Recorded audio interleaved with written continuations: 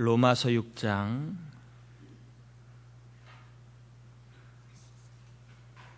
11절에서 14절까지 우리 먼저 한번 보겠습니다. 로마서 6장 11절에서 14절까지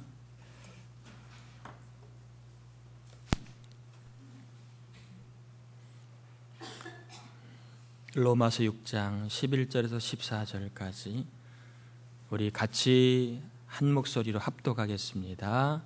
이와 같이 너희도 너희 자신을 죄에 대하여는 죽은 자요 그리스도 예수 안에서 하나님께 대하여는 살아있는 자로 여길지어다. 그러므로 너희는 죄가 너희 죽을 몸을 지배하지 못하게 하여 몸의 사욕에 순종하지 말고 또한 너희 지체를 불의의 무기로 죄에게 내주지 말고 오직 너희 자신을 죽은 자 가운데서 다시 살아난 자같이 하나님께 드리며 너희 지체를 의의 무기로 하나님께 드리라.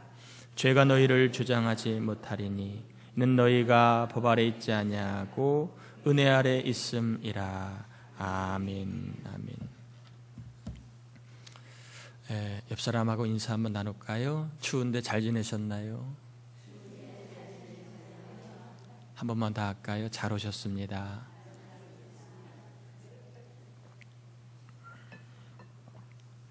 지난주에 11절에서 14절까지의 말씀을 다 살피지 못하고 마쳤기 때문에 마저 살피고 전하겠습니다. 신자가 하나님의 은혜로 구원을 받았지만 그 은혜를 체험한 사람은 죄에 대해서 관용적인 사람이 아니라 죄를 거부하는 사람이라는 이야기를 지난주에 드렸습니다. 특별히 신자가 죄를 이처럼 마음대로 지을 수 없는 이유는 첫 번째로 죄에 대해서 이미 우리는 죽은 자가 되었다라고 말씀을 드렸죠. 죄에 대해서 이미 죽었기 때문에 우리는 죄에 대해서 죄를 마음대로 지을 수 없게 되었다 이렇게 말씀을 드렸고, 두 번째는 우리가 예수님과 함께 십자가에 우리의 자아를 옛자아를 못 박았기 때문에 그런 말씀을 드렸습니다. 오늘은 세 번째로 11절에 있는 말씀인데요, 우리가 죄를 마음대로 지을 수 없는 이유를 11절에 소개하고 있는데, 11절에 보면 끝에 어떤 동사가 나오지요? 11절 끝에 무슨 동사가 나옵니까?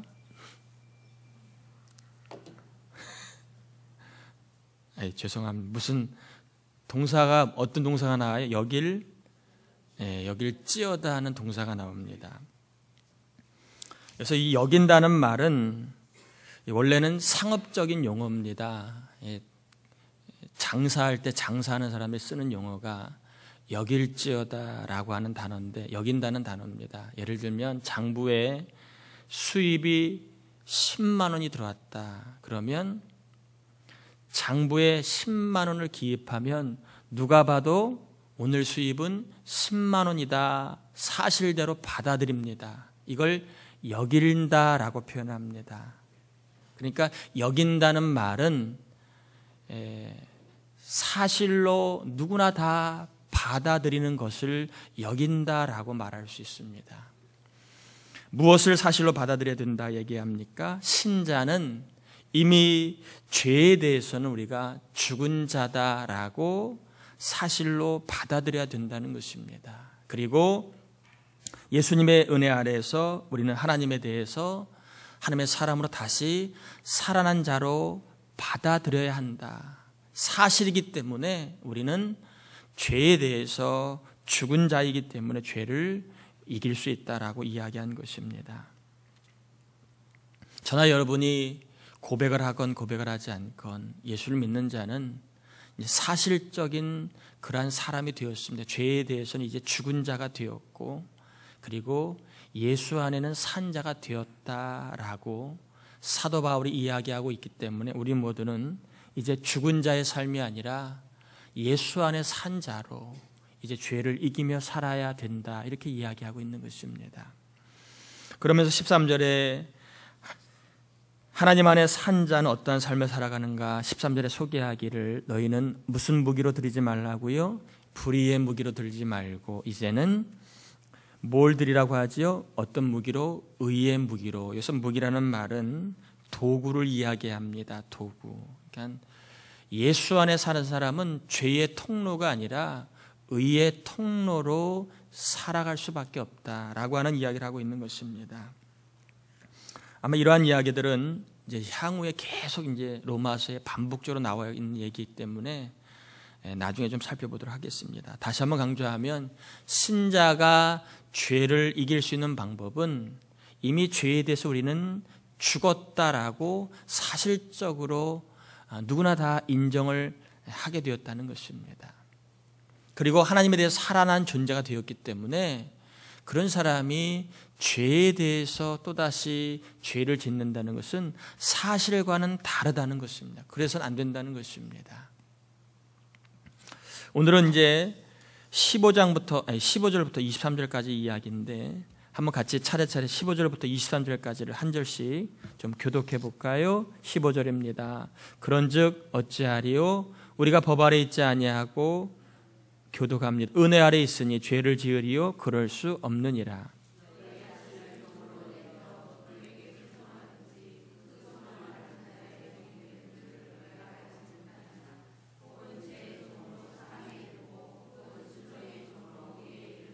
하나님께 감사하리로다. 너희가 본래 죄의 종이더니 너희에게 전하여 준 바 교훈의 본을 마음으로 순종하여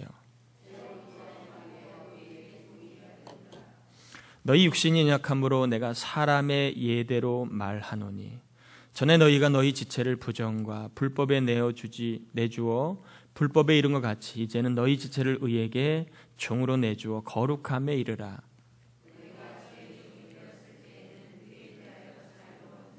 너희가 그때 무슨 열매를 얻었느냐? 이제는 너희가 그 일을 부끄러워하나니 이는 그 마지막이 사망임이라.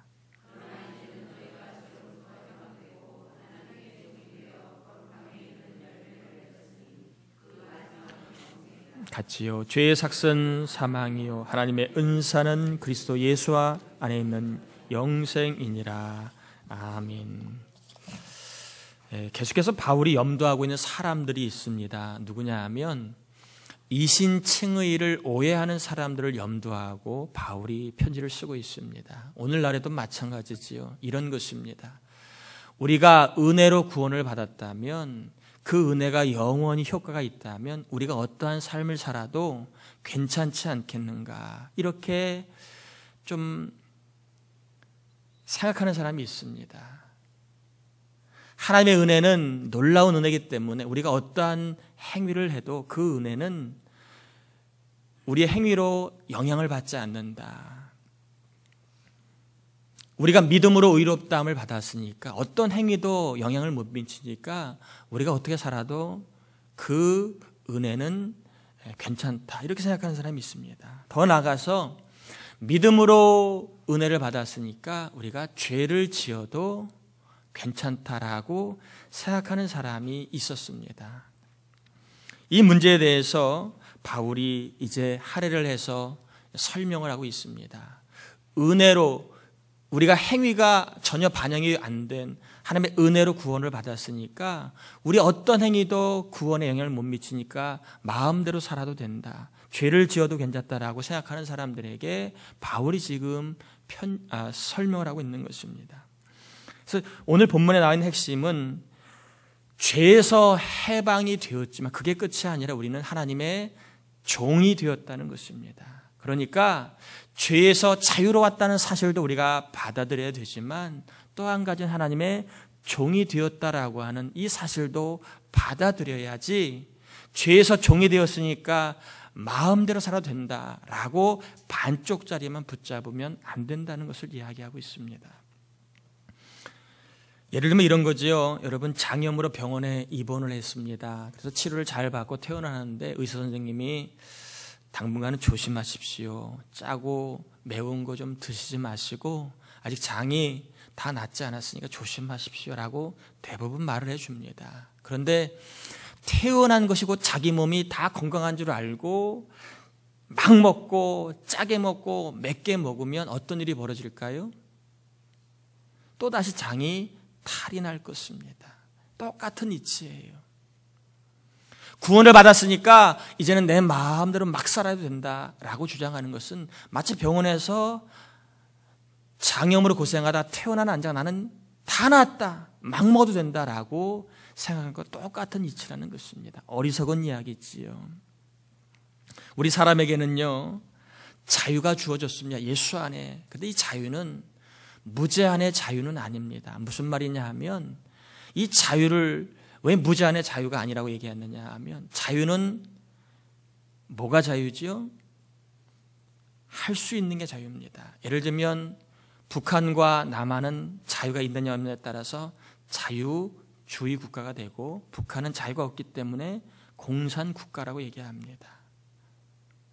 거기서는 내가 가고 싶은 데를 마음껏 갈 수 있어요, 없어요? 못 갑니다. 자유가 없기 때문에 공산주의 국가라고, 국가의 통제를 받기 때문에 그렇습니다. 반대 우리나라는 자유주의 국가입니다. 내가 마음만 먹고 형편만 되면 어디든지 갈 수가 있어요. 자유가 있습니다.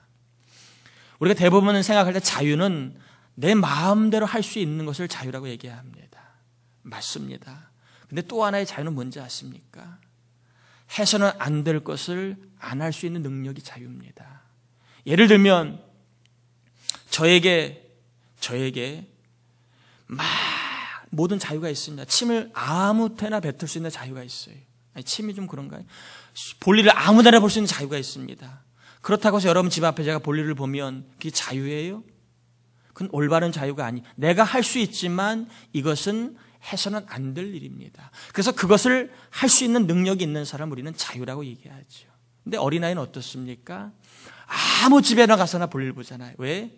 아직은 미숙하니까. 자유가 없기 때문에 우리는 아이에게 기대를 하지 않습니다. 근데 성장한 사람이 자기가 마음대로 한다는 이 자유만 들이대서 남에게 폐가 되고 남에게 손해가 되는 일을 하지 말아야 하는데, 그걸 한다고 칠 때 그 사람은 부자유스럽다, 자유가 없는 사람이다, 이렇게 얘기를 하지요. 자유에는요, 할 수 있는 자유와 해서는 안 될 것을 안 할 수 있는 능력이 있는 게 자유입니다.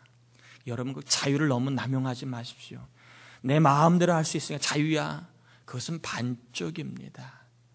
특별히 예수 믿는 사람들은 자유가 있지, 그러나 해서는 안 될 것을 안 할 수 있는 능력도 자유입니다. 예를 들면 예배 시간에 여러분 졸 수 있어요.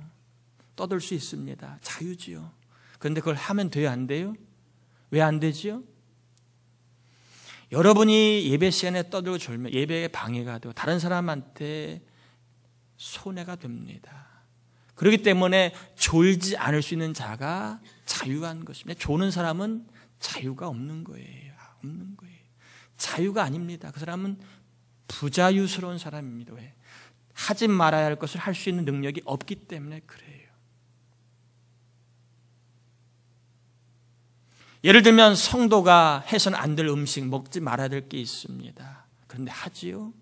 반쪽밖에 자유가 없기 때문에 그래요. 교회를 위해서, 하나님의 영광을 위해서 하지 말아야 되는데 그걸 합니다. 그걸 할 수 없는 능력이, 자유가 없기 때문에 하는 거예요.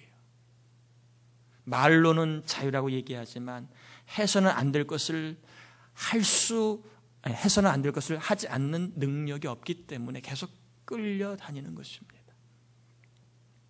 그러면 여러분, 자유를 너무 내가 할 수 있는 거, 하고 싶은 것만 자유라고 생각하지만 그것은 세상 인본주의가 말하는 자유입니다. 성경이 말하는 자유는 하지 말아야 될 것을 안 할 수 있는 것도 자유다, 이렇게 얘기합니다. 중요한 개념입니다. 여러분, 자유를 성경 안에서 꼭 자유를 개념 짓고 살기를 바랍니다. 예를 들면 우리 청년들도 비난할 수 있습니다. 기성세대에 대해서. 그리고 나와 다른 사람에 대해서 함부로 비난할 수 있습니다. 그러나 이것은 기독교인의 자유는 아닙니다. 왜? 남의 마음에 상처를 주고 남의 삶에 심리적으로 이렇게 타격을 주는 것은, 이것은 성경이 말하는 자유는 아닙니다. 그러므로 청년의 때에는요, 선동을 받지 않을 수 있도록 여러분이 좀 이렇게 중심이 있어야 돼요. 중심. 그러지 않으면 획 선동합니다. 우리 애가 오늘 투표하는 날인데 그러더라고요. 모 후보가 되면 나라 망한대요. 그래 저한테 그래요. 그래서 너 어디서 그런 얘기 들었냐? 그랬더니 몰라요. 어디서 들었나 봐요. 그런 것은 좀 안 됐지요. 제가 그랬습니다. 대통령 후보는 최소한 나라를 위해서 내가 노력하겠다, 애쓰겠다라고 하는 사람이 다 나오는 거야. 나라 망하게 하려고 나오는 사람 하나도 없어. 다만 능력의 차이지 그렇게 말하는 거 아니야. 잘못된 거야. 다 나라를 위해서 나오는 사람들이야. 혹시 청년들 가운데 모 후보 막 했던 사람이 있다면 그것은 우리가 세상이 말하는 자유는 누릴 수 있지만 성경이 말하는 자유는 누리는 사람이 아닙니다. 하지 말아야 될 것을 안 할 수 있는 자유가 있다는 것입니다. 오늘날 기독교인들이 다 자유는 세상적인 자유만 갖고 생각합니다. 뭐든지 내 마음이야. 예수 안에 다 자유로운데 뭐. 자유는 하나님의 영광을 위해서, 덕을 위해서는 안 하는 것도 자유라고 사도 바울이 모든 것이 다 가하지만 덕이 되지 않는 것은 내가 안 하는 것도 자유라고 사도 바울은 이야기합니다. 한 번만 더 얘기해 볼까요? 제가 오늘은 길게 준비를 했는데 제가 이런 것 좀 짧게 하도록 하겠습니다. 자유만 얘기 좀 하다 맙시다. 여러분, 정말 여러분은 자유자라고 생각하십니까? 자유가 있다고 생각하십니까? 한번 제가 여러분에게 여쭤보겠습니다. 여러분은 여러분의 마음대로 다 살 수 있나요? 여러분 마음 먹으면 손과 발이 다 그대로 따라가나요? 여러분은 생각만 하면 삶이 그대로 되어지나요? 여러분 의지만, 결심만 하면 그대로 실천할 수 있나요? 대부분 그렇지 않죠. 저도 마찬가지예요. 저도 이렇게 설교하고 저녁가 승질 나면 확 냅니다. 마음 먹은 대로, 생각대로, 의지대로, 결단대로 내 인생이 되어지지 않는 게 훨씬 많이, 그걸 보고 우리는 아직은 자유로운 존재가 아니라고 말하는 거예요. 그래서 우리 면에서 우리는 무제한의 자유가 없습니다. 저와 여러분은 생각대로 의지대로 마음 먹은 데 다 살 수 없기 때문에 나에게는 무제한의 자유가 있다 없다라고 말할 수 없습니다. 우리는 다 누군가의 지배 아래에 살고 있는 종이라는 거예요. 인정이 되건 안 되건 사실입니다. 왜? 내 마음대로 살 수 없는 거 왜 그럴까? 내 의지대로 살 수 없는 거 왜 그럴까? 내 생각대로 안 되는 삶이 왜 그럴까? 이것은 내가 진정한 자유자가 아니라는 것입니다. 더 나아가서 내 안에 자유가 없다는 것을 이야기합니다.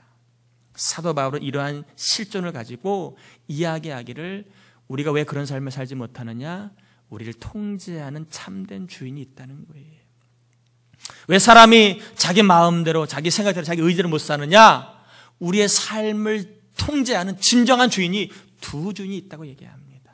하나는 죄라고 하는 주인이 있고 하나는 의라고 하는 주인이 있다. 이렇게 이야기합니다. 그래서 죄에 대해서 죄의 종이 되었기 때문에 죄가 싫은 줄 알지만 죄를 짓는 삶을 살아가는 이유, 죄 앞에 자유를 선포하지 못하고 끊지 못하는 이유는 바로 우리가 죄라고 하는 주인의 종이기 때문이다.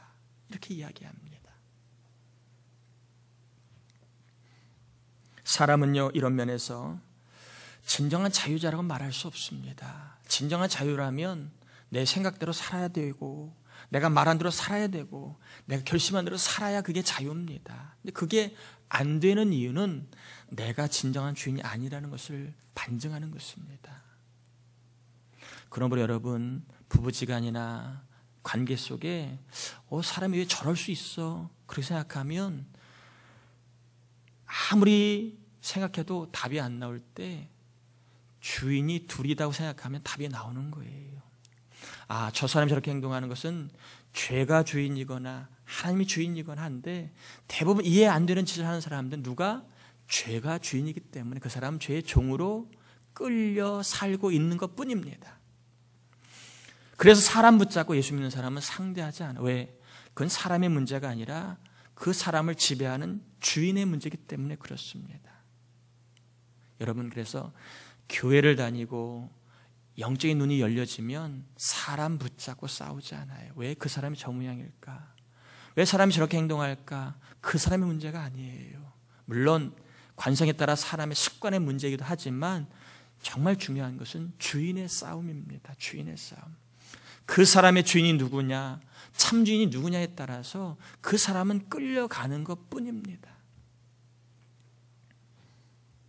우리 모두는 이제 죄의 종이라고 하는 그러한 주인에서 의의 종이라고 하는 주인으로 이제 변화되었다는 이야기를 하고 있습니다.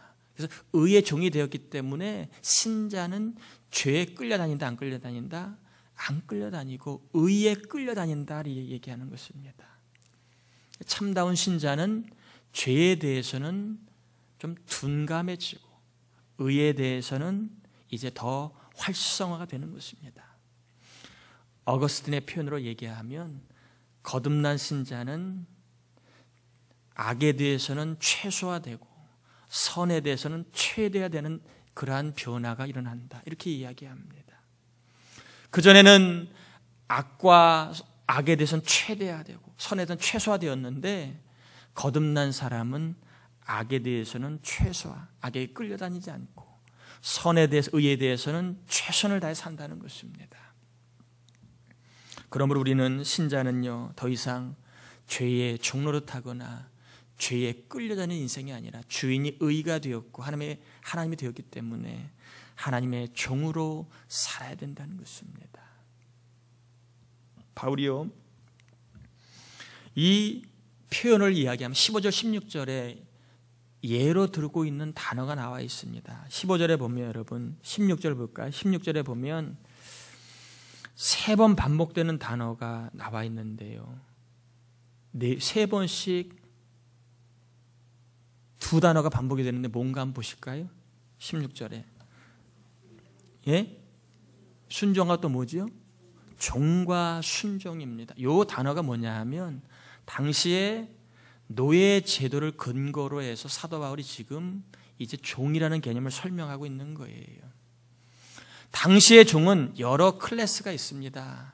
약간의 자유가 주어진 사람, 자유가 거의 없는 사람, 아예 자유가 없는 사람, 이렇게 세 클래스로 나눌 수 있다고 얘기하는데, 여기서 말하는 이 종은요, 자기의 자유의지가 하나도 없는, 오로지 주인 앞에서는 절대적으로 복종만 해야 되는 둘로스라고 하는 단어를 쓰고 있습니다. 최하층의 종을 이야기합니다. 이 종에게는 주인에게 절대 복종밖에 없어요. 순종밖에. 왜요? 싫은데요? 그러면 죽는 거예요. 전혀 자기의 생각과 자기의 뜻이 없는 상태에 있는 종을 본문에서 종이라고 얘기합니다. 이런 종은 주인의 말에 철저하게 뭐만 한다고요? 순종만 합니다. 종이라고 하는 존재 자체가 뭐냐 하면 주인에게 순종, 불순종하면 죽는 거예요. 이제 개 죽은 것 같은 것입니다. 그래서 종이냐 아니냐는 주인의 말을 듣느냐 안 듣느냐를 보면 알 수가 있는 거예요. 또 어떤 주인이냐는 어떤 말에 순종하느냐 아니냐를 보면 그 주인을 알 수가 있는 것입니다. 그래서 신자가 거듭났느냐 아니냐는 죄의 말을 듣느냐 안 듣느냐, 아니면 의의 말을 듣느냐 안 듣느냐를 보면 그 사람이 누구의 종인가를 알 수 있다라고 이야기하는 것입니다. 이해가 되시나요? 저와 여러분이 신자인가 아닌가를 어떻게 알 수 있느냐? 죄라고 하는 주인의 말을 듣느냐, 아니면 의라고 하는 하나님의 말씀을 듣느냐를 보고 이 사람이 과연 누구의 종이 되었는가를 알 수 있다는 거예요. 예수님 비슷한 이해를 들지요. 사꾼이냐 목자를 얘기하면서 양은 목자의 음성을 듣는다고 되어 있습니다. 그런데 양은 사꾼의 음성은 듣지 못한다고 되어 있습니다. 양과 목자의 관계를 통해 참다운 양은 참 목자의 음성을 듣는다라고 얘기하지요. 마찬가지로 우리가 하나님의 종이 되었느냐 아니냐 어떻게 알 수 있느냐? 죄의 말을 듣는 것이 아니라 의의 말을 듣고 하나님의 말씀에 순종하는 것을 보면 역으로 내가 누구의 종이 되었는가 하는 것을 알 수 있습니다. 여러분, 신앙의 성장은요, 경험도 필요하지만 순종이 더 필요합니다. 여러분 인생에 신앙이 성장을 원하신다면 여러분 매 주마다 들려오는 말씀 다 지킬 수는 없지만 한 가지 말씀이라도 여러분 지키려고 하십시오. 영혼 구하는 일에 한번, 예수 전하는 일에 한번 순종해 볼 때 믿음이 성장하고요. 여러분 교회를 다니면서 성경 공부 저랑 안 해보신 분들은 한번 참여해 보세요. 그래야 신앙이 성장합니다. 순종하지 않고는 절대 신앙이 성장하지 않습니다. 하나님의 나라는 순종이라고 하는 침노하는 자가 경험할 수 있는 것입니다. 오늘은 말씀을 여기까지만 해보려고 합니다. 우리 모두는 다 참다운 자유가 없습니다. 무엇으로? 내가 내 마음대로, 내 생각대로, 내 의지대로 살 수 있다 없다? 없다. 그러면 누군가가 나를 지배하고 있는 거예요. 불신자에게는 죄가 주인으로 지배하고 신자에게는 하나님이 주인으로 지배하고 있는 것입니다. 한번 저와 여러분들은 돌아보십시다. 저와 여러분 죄에 대해서 얼마나 순종하고 거부하려고 하십니까? 또 반대로 하나님의 말씀에 대해서 얼마나 여러분 순종하려고 하시고 혹은 관심이 없으십니까? 나의 상태를 한번 가늠해 볼 수 있습니다. 나는 말씀을 들을 때마다 말씀에 무심한 사람인가 아니면 순종하려고 하는 사람인가? 이것도 또한 우리가 누구의 주인 아래에 있는지 그 상태를 볼 수 있는 것입니다. 저 여러분 모두가 하나님의 종이 되었고 의의 종이 되었기 때문에 이제는 죄라고 하는 과거 옛자에 관심을 갖기보다는 의에 대해서 하나님의 말씀에 대해서 순종함으로 말미암아 하나님의 종으로 귀하게 성장하시고 또 여러분 스스로가 죄와 싸워 지는 인생이 아니라 이김으로 말미암아 거룩한 삶으로 올라서는 은혜가 임하기를 주 예수 이름으로 축복합니다.